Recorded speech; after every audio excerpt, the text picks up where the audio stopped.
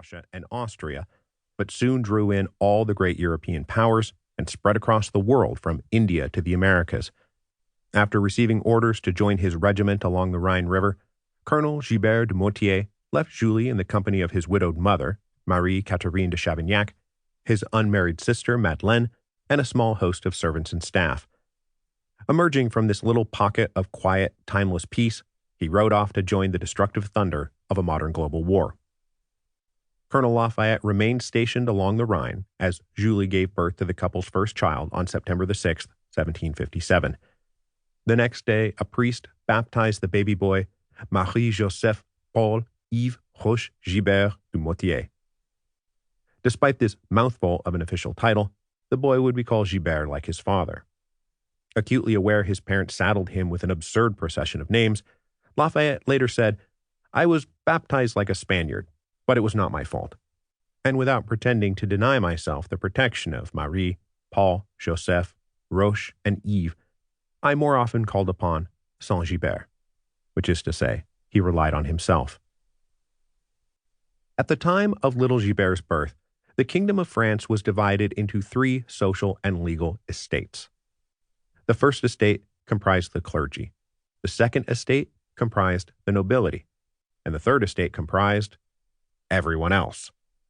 The first 2 privileged estates numbered perhaps 5% of the population and enjoyed all the wealth, privileges, and power the kingdom had to offer. Of them, little was asked and much was given. The third estate accounted for the remaining 95% of the population. Of them, much was asked and little was given. Gilbert was born into the second estate, the nobility. He joined the tiny elite of dukes, comtes, vicomtes, and marquises that ruled the kingdom and claimed a litany of special privileges, exemptions, powers, and responsibilities carried over from the ancient days of feudal society. Young Gilbert was destined to be the noble lord of Chavignac, where the common peasants who lived around his family estates were obligated to pay certain rents and taxes while displaying social and legal subservience.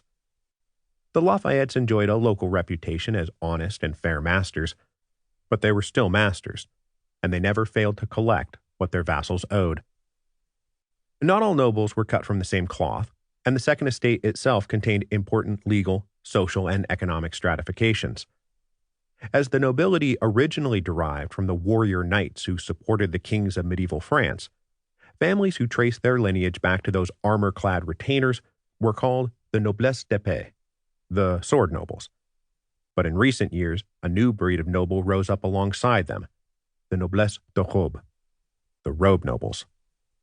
Chronically short of cash, the crown sold offices and titles to rich members of the Third Estate who ambitiously hoped to transcend their common origins and enjoy the privileges of nobility, particularly exemption from taxes.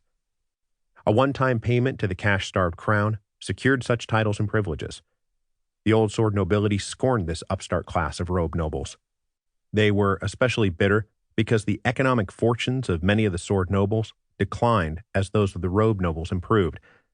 The sword nobility believed they deserved their rank and status because their ancestors once stood courageously by the king at Agincourt or Castillon, not because their father recently made a fortune selling barrels of salted fish.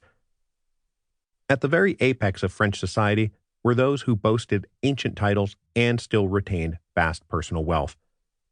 The kings of France called upon this innermost elite to make their homes at Versailles, where they were systematically domesticated, tamed, and transformed from independent lords of the realm into pampered courtiers maneuvering for the right to hand the king his stockings or watch him eat dinner. There was very little chance baby Gilbert would ever lay eyes on this world.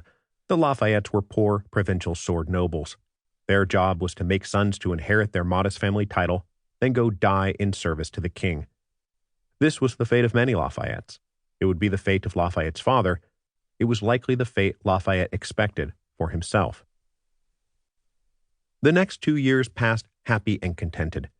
Julie and baby Gilbert lived at Chavignac under the care of the elderly Madame Chavignac.